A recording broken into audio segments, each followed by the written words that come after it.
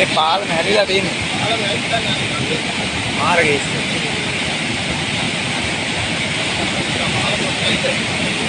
කරන්න දෙයක් නැහැ රත්කය දැන්. නෑ යන්නේ නැහැ කොට රැඳුනොත්. ඔව්.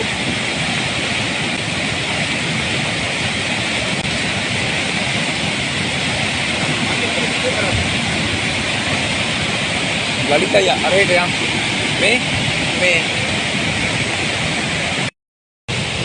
මේට වෙලා අල්ලන්න ඉතින් කරලා තියෙන්නේ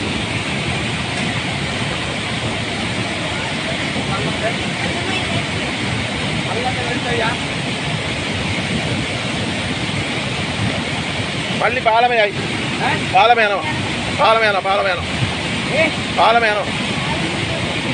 යනවා මල්ලි යනවා